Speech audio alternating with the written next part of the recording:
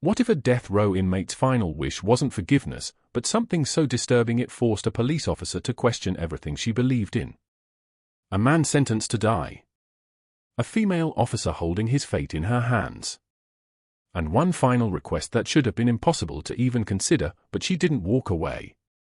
She stayed. Tyler Brooks was 21. Young.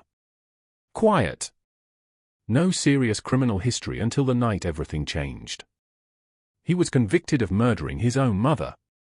The evidence looked overwhelming. A blooded weapon. A chaotic crime scene. And Tyler standing right there when police arrived. No strong alibi. No defense that convinced the court. Within weeks, the verdict was final. Death row. Execution scheduled in 2 months. Inside the same system, Detective Megan Carter was assigned to finalize his case file. She was disciplined, sharp, respected. A rising officer known for one core belief: crime must be punished. No exceptions. But this case felt different from the start. And she was about to find out why. Megan walked into Tyler's cell holding his file. The metal door shut behind her with a heavy echo. The light above flickered slightly, casting uneven shadows across the cold walls. She looked at him and said firmly, "You have 2 months left. If you have any final wish, speak now. We'll see if it's possible." Most inmates break at this moment. Some cry. Some beg. Some fall apart completely. Tyler just smiled. Then he said something that made the air in the room feel heavier. "I want to spend every night until my execution with a woman." Megan blinked, stunned. For a second, she thought she misheard him. "That's not possible," she said sharply. "Think of something reasonable." But Tyler didn't change his expression. Then he added calmly, "Then why don't you do it?" Megan's jaw tightened. "I am a police officer. Not here to entertain a convict's fantasies." Tyler leaned back slightly, still calm. "You asked for my wish. I answered honestly." Silence filled the room. And instead of ending the conversation, Megan stood there a second longer than she should have. Then she turned and walked out. But something about him stayed in her mind. That night, Megan reviewed his file again in her office. Everything looked standard. Evidence, statements, timeline. A closed case. Open and shut. But Tyler's face kept coming back to her mind. Not fear. Not guilt. Just calmness. Almost too calm. The next day, she tried to push it away. But she couldn't. Days later, while handling another case, a woman arrived at the station crying, reporting a burglary. Megan took the report, sent officers out, and stayed behind as the station emptied. And somehow, without planning it, she found herself walking back toward Tyler's cell. He was sitting in the same position, calm as ever. "I was wondering when you'd come back," he said. "I didn't come for you," Megan replied coldly. "I came for answers." She stared at him. "You were convicted of killing your mother. And yet you sit here like nothing matters." Tyler's calm expression faded slightly. "What if I didn't do it?" he said. Megan scoffed immediately. "The evidence says otherwise." "I heard her scream," Tyler said quietly. "I ran inside. I saw someone leaving. I grabbed something to stop him. But when I got back, it was already too late." Megan didn't respond right away. Because something about the way he said it didn't sound rehearsed. It sounded lived. Still, she stayed professional. "Then why didn't you say this in court?" "I froze," he said. And after that, no one wanted to listen. Silence again. That night, Megan checked forensic notes more carefully than before. Tiny inconsistencies began to appear. Small things. Easy to miss. Easy to ignore. But now she couldn't ignore them.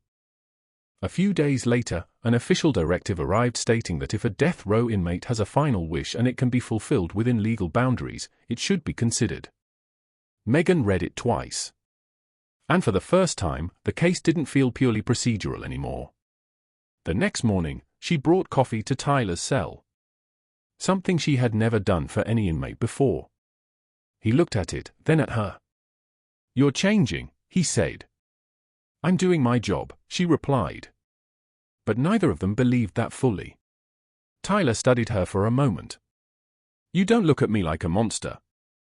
Megan hesitated. "That doesn't mean I believe you." "No," he said quietly. "But it means you're listening." And that was the problem. Because once she started listening, she couldn't stop. That night, Megan reopened the case file again. She compared forensic data, witness statements, timelines. And for the first time, she saw something alarming. The case wasn't as solid as it had seemed. And if even one detail was wrong, everything collapsed. Days turned into weeks. Megan pushed for a review. Her superiors questioned her judgment. Some even warned her to stop digging.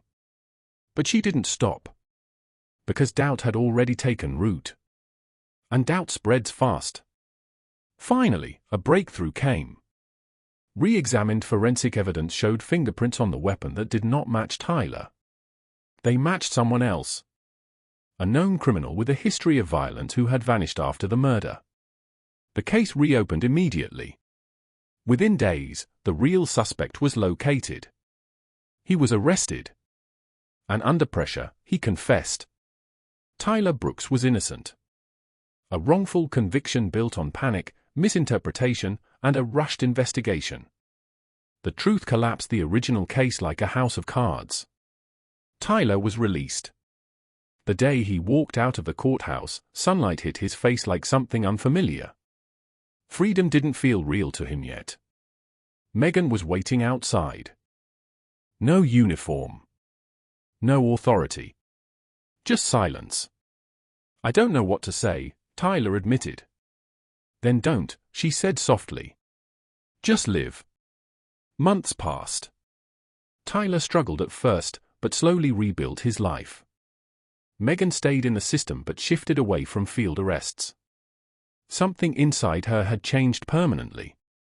They stayed in contact. Then one day, they were married in a small ceremony.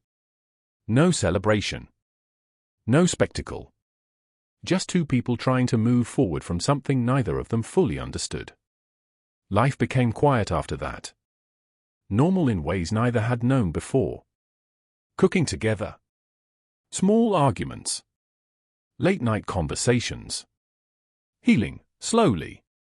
But then something happened that broke that peace. An envelope arrived at their apartment. No sender. No address. Just one line inside. "I wasn't finished with him yet." Megan froze as she read it again. Tyler looked at her face and immediately understood something was wrong. "You think it's him?" he asked. "I don't know," she said. "But I'm not ignoring it." She began quietly reopening sealed files, checking old records, revisiting details everyone else had forgotten. And then she found something unsettling. The man who confessed might not have been fully stable during interrogation. His statements were inconsistent. Confused. Uncertain. That single realization changed everything again. Megan sat awake that night, staring at the letter. Because now the question wasn't just whether Tyler had been innocent. The question was whether the truth they uncovered was actually the full truth. And whether something darker had been missed the first time. She locked the doors. Checked every window. Watched Tyler sleep beside her. But deep down, she knew one thing clearly. This wasn't over. Not even close.